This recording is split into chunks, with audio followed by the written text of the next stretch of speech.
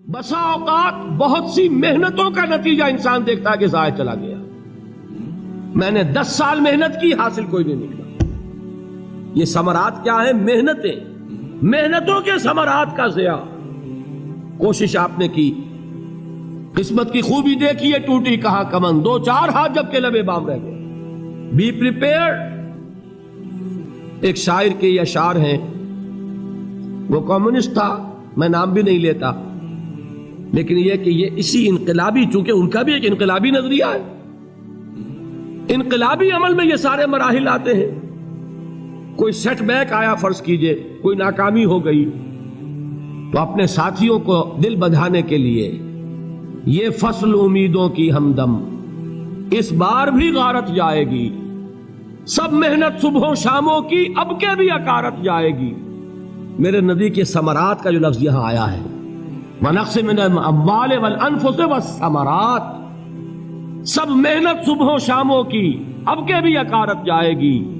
دھرتی کے کونوں کھدروں میں پھر اپنے لہو کی کھاد بھرو، پھر مٹی سینچو اشکوں سے، پھر اگلی رت کی فکر کرو، پھر اگلی رت کی فکر کرو. جب پھر ایک بار اجڑنا ہے، ایک فصل پکی تو بھر پایا، تب تک تو یہی کچھ کرنا ہے. ایک مقصد ہے سامنے، انقلاب برپا کرنا ہے. ایک کوشش ناکام ہو جائے کوئی پرواہ نہیں، نیکسٹ. پھر تیار رہو ناکامی کے لیے. ایسا نہ ہو جو انگریزی میں کہتے ہیں hope for the best but be prepared for the worst. ایسا نہ ہو کہ دوسری مرتبہ ناکام ہو کے بددل ہو جاؤ، تمہاری ہمتیں جواب دے جائیں. نہیں، پہلے سے تیار رہو کہ دوسری مرتبہ بھی ناکامی آئے تو آئے، لیکن جب تک کہ کامیابی حاصل نہیں ہوتی ہمیں یہ کام کیے چلے جائیں. دیکھیے سیرت میں آیا کہ نہیں یہ واقعہ. بدر میں مسلمانوں کو فتح ہوئی تو احد میں زک پہنچی کہ نہیں؟ 70 صحابہ شہید ہوئے کہ نہیں؟ اگر ان کی ہمتیں جواب دے جاتی تو گاڑی کیسے چلتی آگے؟ تو فرمایا وَلَنَبْلُوَنَّكُمْ بِشَيْءٍ مِّنَ الْخَوْفِ وَالْجُوعِ وَنَقْصٍ مِّنَ الْأَمْوَالِ وَالْأَنفُسِ وَالثَّمَرَاتِ. ہم تمہیں لازم آزمائیں گے، خوف کی کیفیت سے، فقر و فاقے کی کیفیت سے، بھوک سے، جان کے نقصان سے، مال کے نقصان سے، محنتوں کے حاصل کے ضائع ہو جانے سے. وَبَشِّرِ الصَّابِرِينَ، اور اے نبی بشارت دیجئے صبر کرنے والوں کو. الَّذِينَ إِذَا أَصَابَتْهُمْ مُصِيبَةٌ، وہ کہ جب ان پر کوئی تکلیف آئے، کوئی مصیبت آئے، کوئی آزمائش آئے، قالوا انا للہ وانا الیہ راجعون، وہ یہ کہیں کہ ہم اللہ ہی کے ہیں، اللہ ہی کی طرف لوٹ جانا ہے. یہ وہی انداز ہے جو میں نے فارسی کا شعر سنایا تھا آپ کو کہ سرے تسلیم خم ہے جو مزاج یار میں آئے. وہ ہمارا مولا ہے، ہمارا آقا ہے، اگر اسے یہی منظور ہے تو ہمیں بھی یہی منظور ہے. میں نے تسلیم و رضا کی بات کی تھی نا، آپ کو کچھ شعر سنائے تھے. ایک شعر اور سنیے، اور یہ کس کا ہے؟ محمد علی جوہر کا. ایک مرتبہ جیل گئے، ان کی ایک بیٹی جوان بیمار ہوئی، فوت ہو گئی. باہر چھوڑا انگریز نے، جاؤ بھائی دفن کر دو بیٹی کو. دوسری مرتبہ جیل گئے، دوسری جوان بیٹی اسی مرض میں مبتلا ہوئی. اب یہ جیل میں ہے، خبر پہنچی کہ دوسری بیٹی کے اوپر بھی اسی مرض کا حملہ ہوا ہے. ایک نظم لکھی ہے جس کا آخری شعر یہ ہے، تیری صحت ہمیں منظور ہے لیکن اس کو نہیں منظور تو پھر ہم کو بھی منظور نہیں. یہ ہے، جب تک یہ کیفیت نہ ہو اس میدان میں آدمی ثابت قدم نہیں رہ سکتا کہ میرے رب کو اگر یہ منظور ہے تو یہی مجھے منظور ہے، اور تیری صحت ہمیں چاہیے تو ضرور، لیکن ہمارے رب کو منظور نہیں تو ہمیں بھی منظور. راضی برضائے رب. وَبَشِّرِ الصَّابِرِينَ الَّذِينَ إِذَا أَصَابَتْهُمْ مُصِيبَةٌ قَالُوا إِنَّا لِلَّهِ وَإِنَّا إِلَيْهِ رَاجِعُونَ. نہ شود نصیب دشمن کے شود ہلاک تیغت، سر دوستہ سلامت کے تو خنجر آزمائی. اولئک علیہم صلوات من ربہم ورحمہ، یہی ہے وہ لوگ جن پر ان کے رب کی طرف سے عنایتیں ہیں اور رحمتیں ہیں. وَأُولَٰئِكَ هُمُ الْمُهْتَدُونَ، اور یہی ہے وہ لوگ جو کامیاب ہونے والے ہیں، ہدایت پانے والے، ہدایت یافتہ. اسی سورہ بقرہ میں ذرا آگے چل کر، یہ تو ہے 20واں رکوع، 19واں رکوع.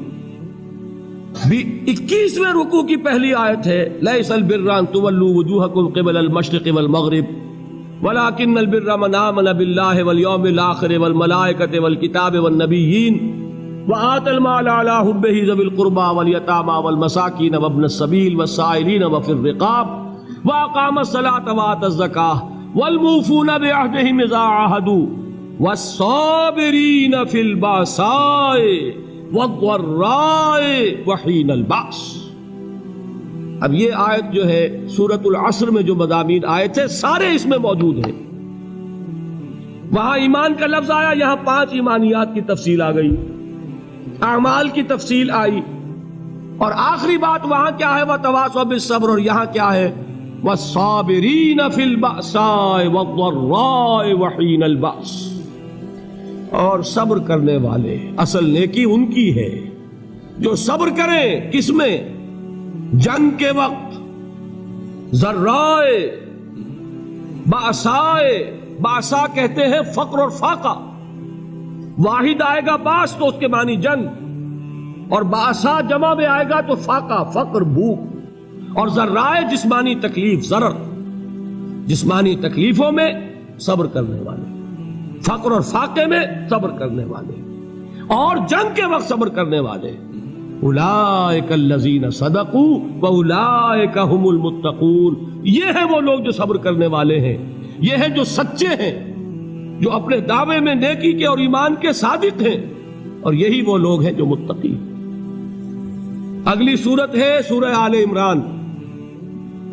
اس میں 2 لفظ آئے ہیں آخری آیت، یا ایھا الذین آمنوا اصبروا وصابروا ورابطوا واتقوا اللہ لعلکم تفلحون. دیکھیے یہاں صبر اور صابر جو تعلق جہد اور جہاد کا ہے وہی ہے صبر اور مصابرت. صبر ایک طرفہ عمل ہے، آپ جھیل رہے ہیں، برداشت کر رہے ہیں. صبر علی المعصیہ، صبر علی الطاعہ، صبر علی الابتلاء، یہ سب کیا ہے؟ صبر. اور مصابرت کیا ہے؟ صبر کا صبر سے مقابلہ. یہ سورہ آل عمران اب وقت نہیں ہے، میں آپ کو سناتا اللہ تعالیٰ نے کیسے کیسے مسلمانوں سے کہا. مسلمانوں تمہیں زک پہنچی ہے تو انہیں بھی تو پہنچی تھی. ان کے 70 نہیں مارے گئے تھے بدر میں؟ ان کے حوصلے جو ہیں وہ تو پست نہیں ہوئے، وہ اگلے سال آ گئے تم پر چڑھائی کر کے. تم کیوں اتنا برا مان رہے ہو؟ تمہارے دل اتنے زخمی کیوں ہو گئے؟ تمہیں تکلیف پہنچتی ہے تو انہیں بھی پہنچتی ہے.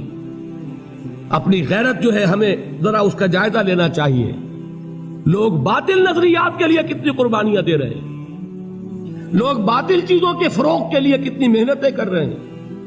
جیسا کہ میں نے ابھی کہا تھا، اسی غیرت کو چیلنج کرنے کے لیے، ذرا آپ کی حمیت دینی کو جوش دلانے کے لیے، قادیانی نوجوان کتنی تعداد میں اپنے آپ کو دین کے لیے وقف کرتا ہے، اور آپ کتنے نوجوان ہیں جو اپنے آپ کو دین کے لیے وقف کرتے ہیں، اور ہوں وہ کھاتے پیتے گھرانوں کے لوگ. یہ نہیں ہے کہ اگر کوئی اور کام نہیں کر سکتا تو پھر یہ ہے کہ وہ دین کے کام میں لگ جائے. باصلاحیت لوگ، کھاتے پیتے لوگ، ذہنی استعداد رکھنے والے لوگ، اونچے گھرانوں کے لوگ، وہ وقف کریں اپنے آپ کو دین کے لیے. اس کے بغیر کیسے باہر آ جائے گی، کیسے رونق آ جائے گی؟ تو دنیا میں باطل نظریات والے جو ہیں، یہ بات کہی گئی ہے، مسلمانوں تم اگر توحید کے لیے لڑ رہے ہو، دیکھتے نہیں ابو جہل کو، اس نے گردن کٹوائی ہے شرک کے لیے، شرک کے لیے گردن کٹوائے، اور تم توحید کے لیے گردن کٹوانے کو تیار نہ ہو. اس نے گردن کٹوائی کہ نہیں کٹوائی؟ اور کس طرح کٹوائی ہے؟ جو کہ بڑا متکبر قسم کا، فرعون قسم کا شخص تھا. جب گردن کاٹنے لگے تو کہتا ہے ذرا نیچے سے کاٹنا، تاکہ جب تم نیزے کے اوپر چڑھاؤ میرے سر کو تو اونچا نظر آئے، معلوم ہو سردار کا سر. وہ بدبخت مرتے ہوئے بھی جو اس کی کیفیت تھی نا، اس کو ذہن میں رکھیے. تو یہ اس لوگوں نے قربانیاں دی، جانیں دی. تو فرمایا اگر تم ان سے زیادہ قربانی نہیں دو گے، جو نوٹ کر لیجئے اس کو، مجرد اگر حق کو غالب کرنا اللہ کے ذمے ہو تو آنے واحد میں غالب کر دے گا، تمہیں تکلیف ہی دینے کی ضرورت نہیں. سمجھ رہے؟ کیا اللہ کے مقابلے میں کوئی باطل کی طاقت ٹھہر سکتی ہے؟